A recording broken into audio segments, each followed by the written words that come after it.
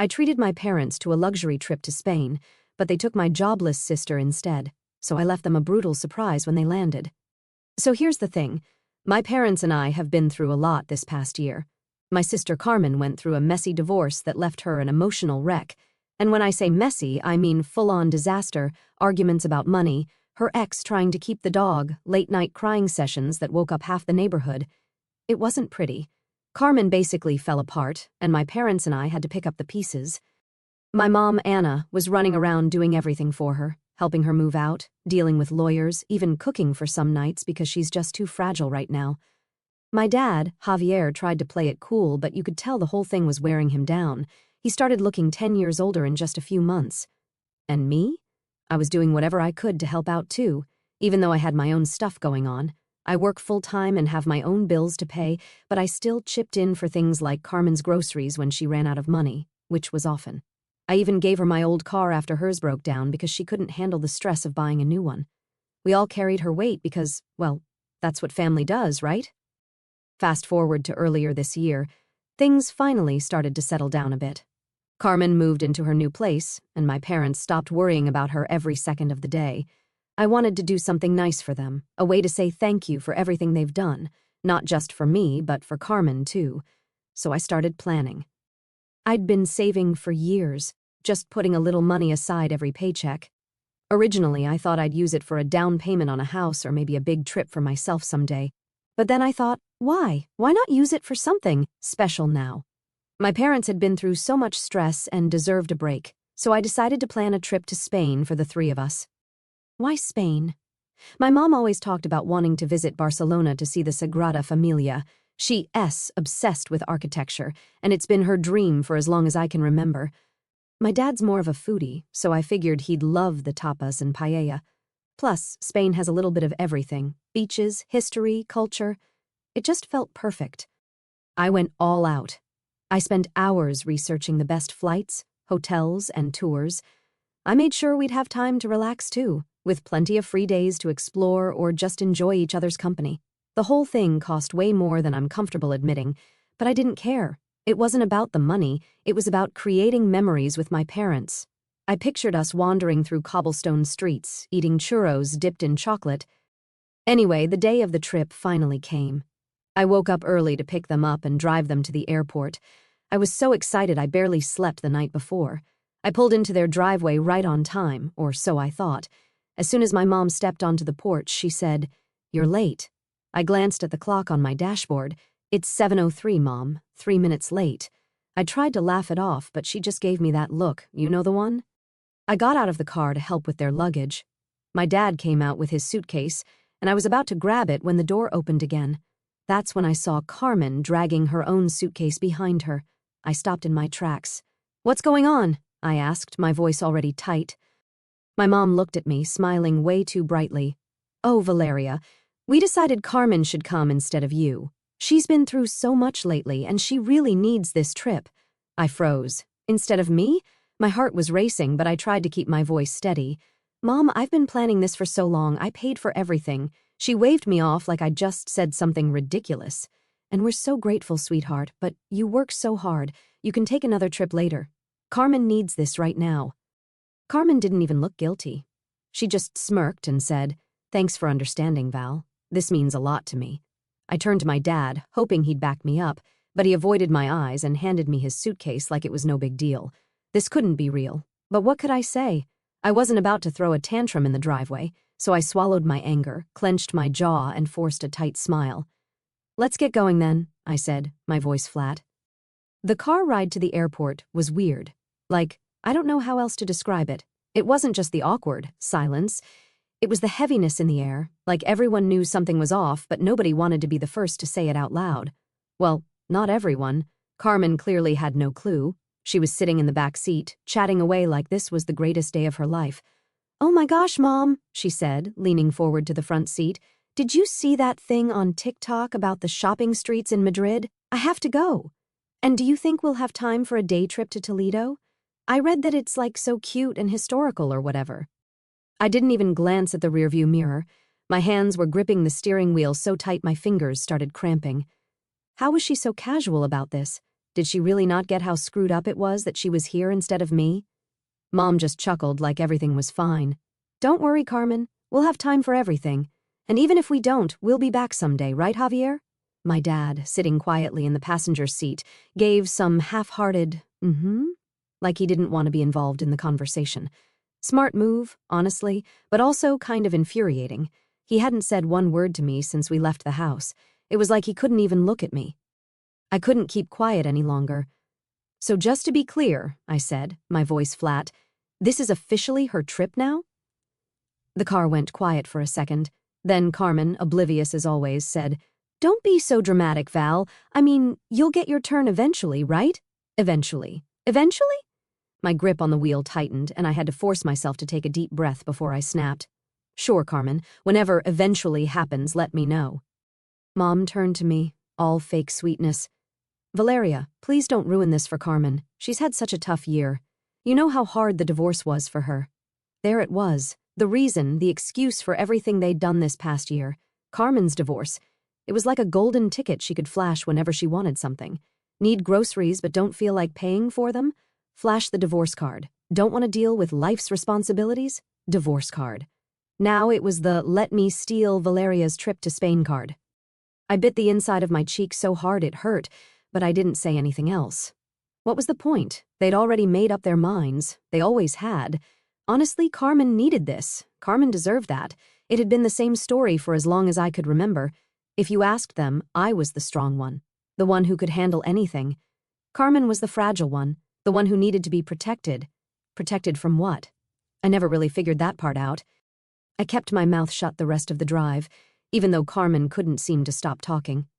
She kept going on about all the things she wanted to do in Spain, throwing out random facts she must have Googled 5 minutes before leaving the house. Oh, and Mom, did you know the Sagrada Familia is still under construction? Isn't that wild? Like, what have they been doing all these years? Mom humored her with a polite, oh wow, but I could tell she wasn't actually paying attention. I wasn't either. I was too busy staring at the road, wishing I could just turn the car around and go home. Or better yet, drop them off and leave them stranded on the curb. But no, I couldn't do that because I'm the responsible one. The closer we got to the airport, the heavier the silence from the front seat got. My dad didn't say a word, which wasn't like him. Usually he'd be cracking some dumb joke to lighten the mood or at least trying to smooth things over. Not this time. He just sat there fiddling with his phone like it was the most interesting thing in the world. I could feel the tension rolling off him, but he didn't do anything to fix it. I guess he figured it was easier to keep his mouth shut and let Mom handle things. Typical. When we pulled up to the drop-off zone, I parked and got out to help with their bags. Carmen hopped out first, practically skipping as she grabbed her suitcase from the trunk. Mom followed, thanking me for driving them like she hadn't just kicked me off my own trip. Dad still avoided eye contact as he handed me a suitcase, muttering something like, "Thanks," Valeria under his breath. Mom came over and gave me a hug, which I barely returned. "Thank you for understanding, sweetheart," she said. "This means a lot to us." And to Carmen, I said, my voice completely monotone. I didn't even try to hide how pissed I was. Why bother? They obviously didn't care how I felt, so why should I? Carmen, of course, had to get in one last jab before she left. "Thanks, Val. You're the best," she called, grinning like this was all some big joke. I stood there on the curb, watching them disappear into the terminal. I waited until they were out of sight before I got back in the car, gripping the steering wheel and staring straight ahead. My chest felt tight, and my stomach was in knots. This wasn't just about the trip, it was about everything, all the times I'd put their needs ahead of my own and gotten nothing in return. This trip was supposed to be my way of bringing us closer together, of showing them how much I appreciated everything they'd done. And what did I get for it? A slap in the face. The drive home was a blur. I couldn't stop replaying the whole thing in my head over and over again. Carmen's smirk, Mom's dismissive tone, Dad's silence. It all felt so unfair. By the time I pulled into my driveway, the anger had completely taken over. I sat in the car for a few minutes, gripping the wheel so hard my fingers started to ache. Then I got out, slammed the door behind me, and marched into the house. I didn't even bother taking off my shoes. When I sat down, my hands were still shaking, not because I was nervous or upset, but because I was angry, furious really. The kind of anger where you can feel it bubbling in your chest and pounding in your head, and you know if you don't do something, you're going to explode. I opened my laptop, pulled up my email, and just stared at the screen for a second. The itinerary for the trip was right there in my inbox, taunting me like some cruel joke. Flights, hotels, tours, everything all meticulously planned and paid for by me, all for a trip I wasn't even invited on anymore. I clicked on the hotel confirmation first, the boutique hotel in Madrid.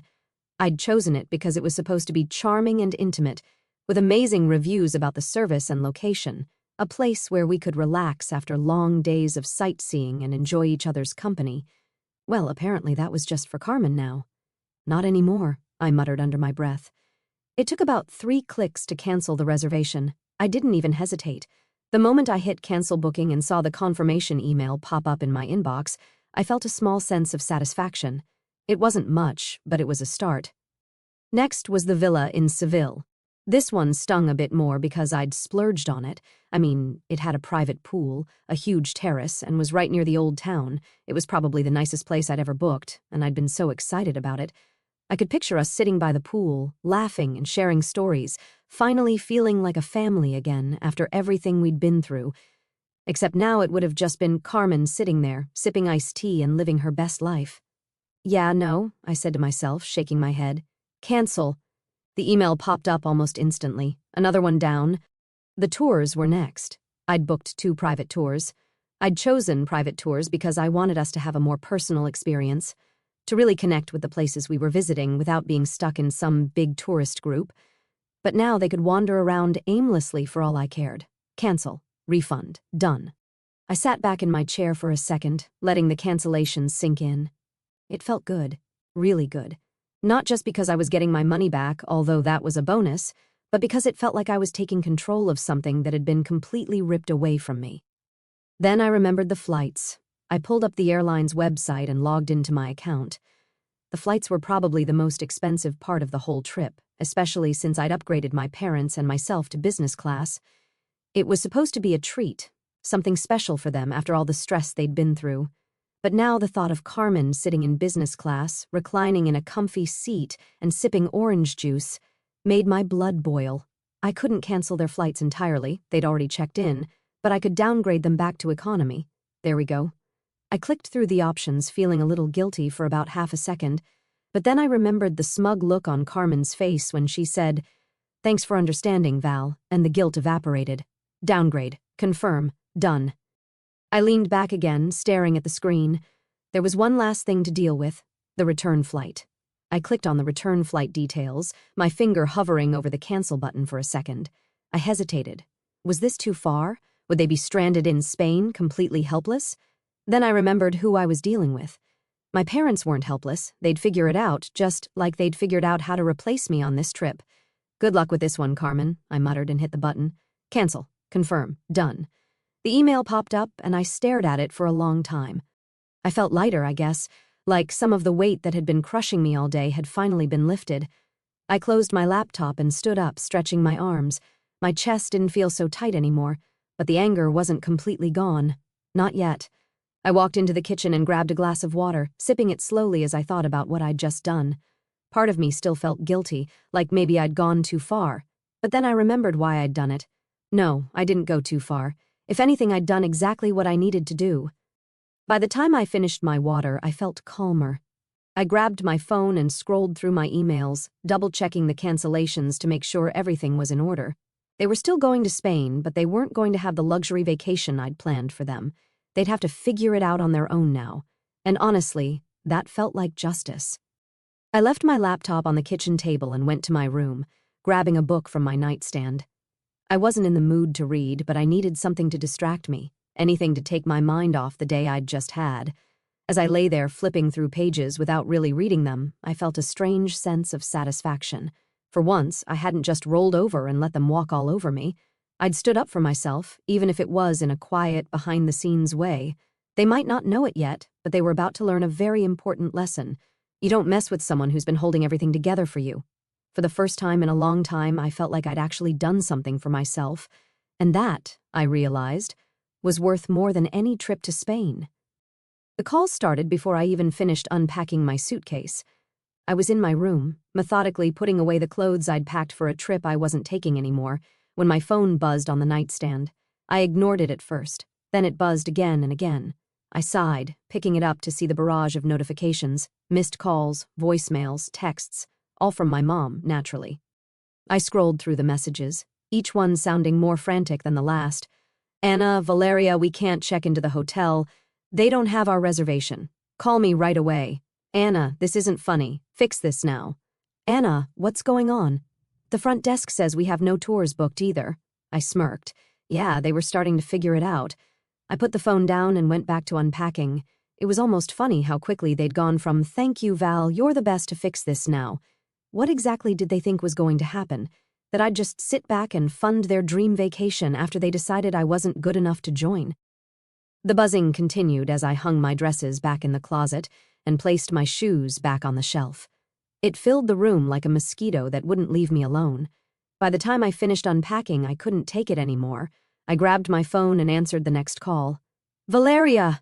Mom's voice came through loud and sharp, like she'd been waiting for me to pick up for hours. What did you do? The hotel says the reservation was canceled, and none of the tours are booked anymore. I canceled them, I said, deadpan. There was a long pause. I could almost picture her standing in the middle of the hotel lobby, her mouth opening and closing like a fish. Why would you do that? She finally hissed. Oh, I don't know, I said, leaning back in my chair. Maybe because you decided to cut me out. You're lucky I even drove you to the airport. We thought you'd understand, she said, her tone shifting to something resembling guilt. Carmen needed this. And I didn't? I snapped.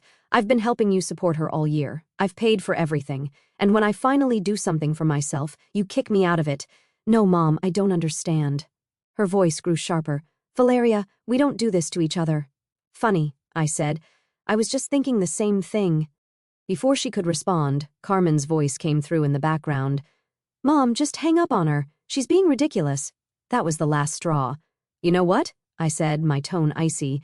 You wanted Carmen on this trip so badly, so now you can enjoy it with her. Don't call me again to fix your mess. Goodbye. I hung up and turned off my phone. The silence was blissful. The next morning, I turned my phone back on out of curiosity. Predictably, there were more texts and voicemails. The first ones from Mom were angry. Anna, this is childish, Valeria. You've humiliated us. We don't deserve this. Then they started to shift. Anna, please just fix this. We're your parents. Dad had even chimed in, which surprised me. He usually stayed out of stuff like this. Javier, Valeria, this isn't like you. Let's talk. And of course, Carmen had to add her 2 cents. Carmen, just fix it already. I rolled my eyes and set the phone down. If they thought guilt-tripping me was going to work, they clearly didn't know me as well as they thought. By the 3rd day, their frustration must have hit a boiling point because the texts got even more dramatic. Anna, Valeria, you need to call me back right now. The hotel we found is awful and the tours we tried to book are all sold out. Carmen, thanks for nothing, Val. I wasn't sure if I should laugh or feel annoyed. They were really struggling to handle this on their own. It almost felt satisfying to see how quickly things fell apart without me around to pick up the pieces. Eventually, I got curious and decided to answer when Dad called. Valeria, he started, his tone heavier than usual. Your mom wanted me to talk to you. Of course she did, I said. She's probably still mad I didn't fix everything for her. He sighed. Look, this has gotten out of hand. Your mom's upset, Carmen's furious, and this whole trip is, well, it's a mess. Sounds about right, I said, not bothering to hide my satisfaction. But you're better than this, he continued, like he thought I'd fold under a little flattery. You've always been the reasonable one, the one who keeps everything together. That struck a nerve. You're right, I said. I am the one who keeps everything together, and I'm tired of it. Valeria, this isn't just about the trip, he said, trying to sound calm. Family, we should work through this together. Family, I said, my voice rising. Is that what we're calling this? Because to me it feels like I'm just the backup plan whenever Carmen screws up. There was silence on the other end of the line. Finally, he said, I don't know what you want me to say. I don't need you to say anything, I replied. I need you to understand that I'm done. You made your choice when you decided I wasn't important enough to be part of this trip. Now you can live with it. I hung up before he could respond and turned my phone off again. By the time I turned my phone back on again, the silence had been blissful, but I had this nagging feeling they hadn't let it go. Sure enough, as soon as my phone powered up, the notifications came pouring in like a floodgate had burst. It was like they thought spamming me would somehow make me cave. I scrolled through the messages, and honestly, it was almost impressive how many emotions they managed to pack into their frantic texts. Anna, Valeria, this is getting out of hand. We need to talk. Carmen, seriously, Val, you're so petty for this. Mom is losing her mind, and it's your fault. Anna, the second hotel we found is awful. We can't even figure out the air conditioning, and it's so loud here. How could you do this to us? Now that I'd stepped back for once in my life, they were losing their minds. I opened a voicemail from Mom because I figured it would at least be entertaining. Her voice came through sharp and angry at first. Valeria, I don't know what you think you're doing, but this is unacceptable. We are stranded here trying to salvage this trip, and you've made it impossible. Carmen is devastated, and your father and I.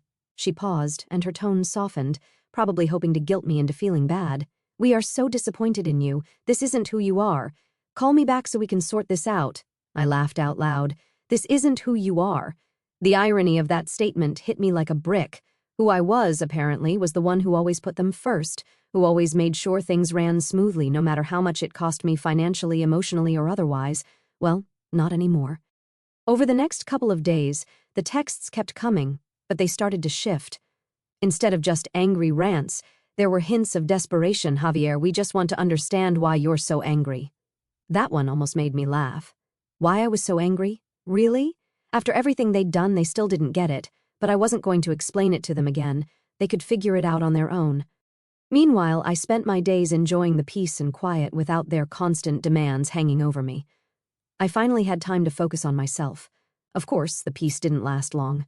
On the fourth day, Mom called again, and for some reason, I answered. Maybe I was bored, or maybe I just wanted to see what excuse she'd come up with this time.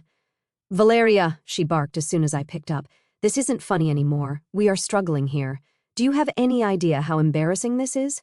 We're in this horrible hotel, and we don't know how to get anywhere because the tours you canceled were supposed to include transportation. So you're mad because you actually have to plan things for yourselves? I asked, my tone completely deadpan. You're acting like a child, she snapped. And you're acting like I owe you something, I shot back. Guess what, Mom? I don't. That was it for me. Enjoy the trip, I said, my voice dripping with sarcasm. Oh wait, you can't because you're completely unprepared.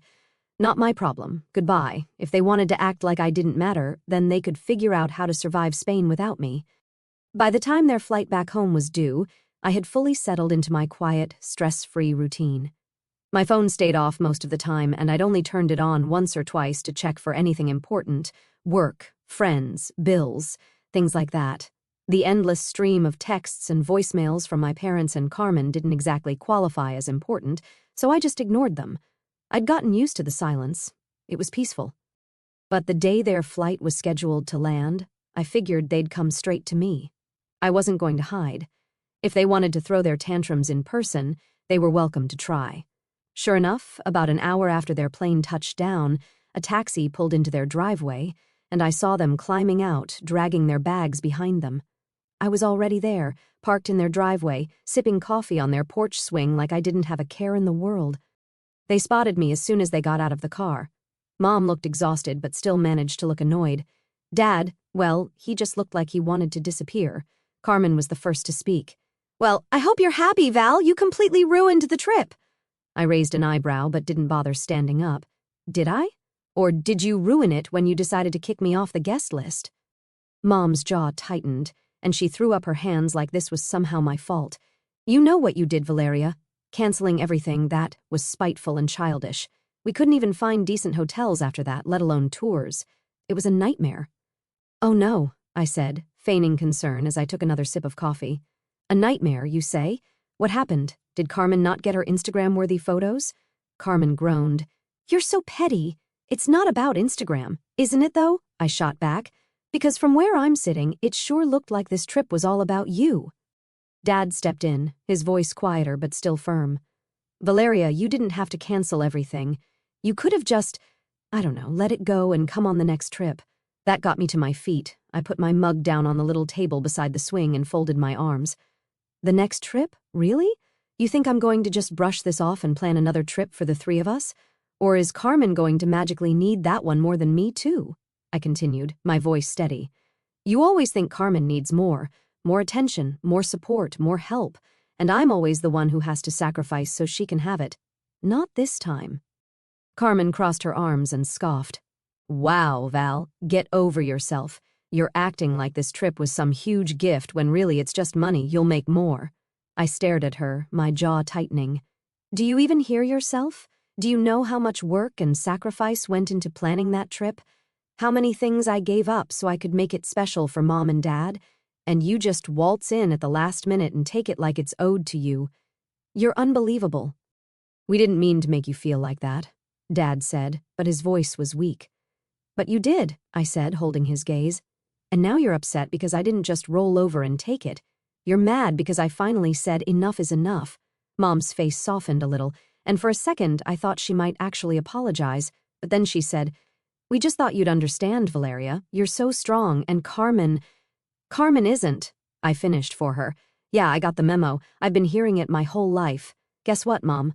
Being strong doesn't mean I don't have feelings, and it doesn't mean I'm okay with being treated like I don't matter." There was silence for a moment, and I could see the wheels turning in Mom's head. Carmen looked like she wanted to say something snarky, but for once she kept her mouth shut. Finally, Dad broke the silence. "We're sorry, Valeria. We didn't think about how much this would hurt you." I raised an eyebrow. "No, you didn't. And that's the problem. You never think about me. You just assume I'll keep holding everything together while you focus on Carmen. Well, not anymore. From now on, I'm putting myself first." Mom's lips tightened, but she didn't argue. I could tell she wanted to, but she didn't have a leg to stand on. "Good," I said, picking up my bag from the swing. "I'm glad you're back safe. But don't expect things to go back to the way they were. I'm done being your doormat." I walked to my car, ignoring their calls for me to stop. As I pulled out of the driveway, I glanced in the rearview mirror. Mom looked stunned, Dad looked defeated, and Carmen just looked pissed. A few weeks after the blow-up with my parents and Carmen, I booked a solo trip to Spain. The idea came to me while I was scrolling through Instagram one night. Ironically, Carmen had posted some half-decent pictures from their trip, grainy selfies in front of the Sagrada Familia, an awkward group photo by the Alhambra. It looked like they'd patched together something resembling a vacation after I canceled everything, but it was nowhere near what I'd planned. That thought didn't fill me with guilt.